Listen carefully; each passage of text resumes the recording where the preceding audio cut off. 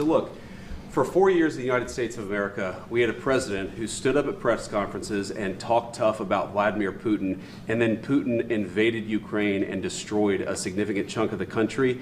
The path to peace and the path to prosperity is maybe engaging in diplomacy. We tried the pathway of Joe Biden, of thumping our chest and pretending that the President of the United States' words mattered more than the President of the United States' actions. What makes America a good country is America engaging in diplomacy. That's what President Trump is doing. Can I ask you? Sure. Yeah.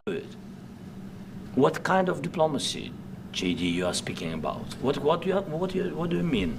I'm talking about the kind of diplomacy that's going to end the destruction of your country. Yes, but if you are not strong... Mr. President, with respect, I think it's disrespectful for you to come into the Oval Office and try to litigate this in front of the American media. Right now, you guys are going around and forcing conscripts to the front lines because you have manpower problems. You should be thanking the President for trying to bring an end to this conflict. Have you ever been to Ukraine that you say what problems we have?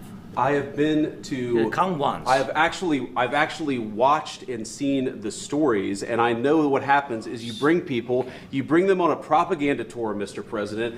Do you disagree that you've had problems bringing people into your military? We have problems. And do you think that it's respectful to come to the Oval Office of the United States of America and attack the administration that is trying to prevent the destruction of your country? A lot of questions. Let's start from the beginning. Sure. First of all, during the war, everybody has problems, even you, but you have nice ocean and don't feel now, but you will feel it in the future. God bless. You don't know that. God bless. You don't God know bless. That. You will not have a war. Don't tell us what we're going to feel. We're trying to solve a problem. Don't tell us what we're going to feel. I'm not telling you. Because you're in no position to dictate that. Remember this. I'm not dictating. You're in no position to dictate what we're going to feel.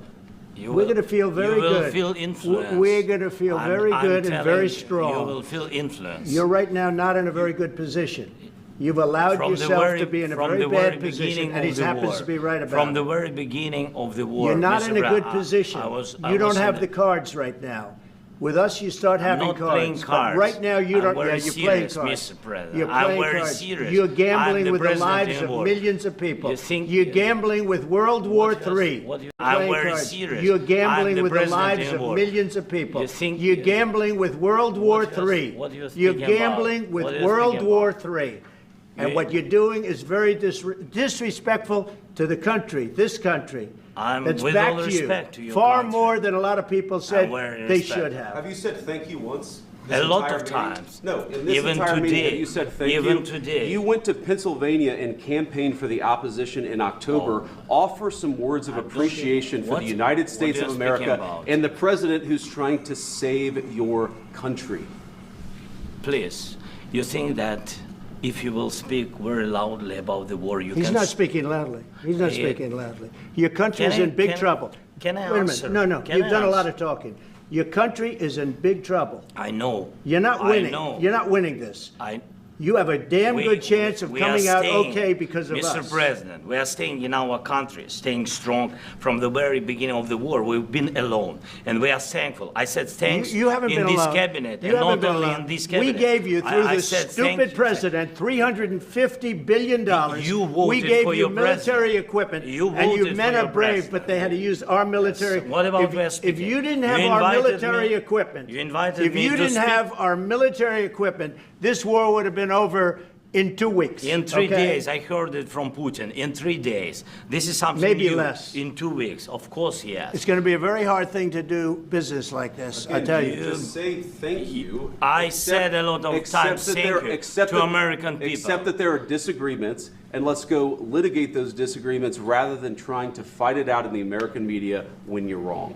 We know that you're wrong. But you see, I think it's good for the American people to see what's going on over here. I think it's very important. That's why I kept this going so long.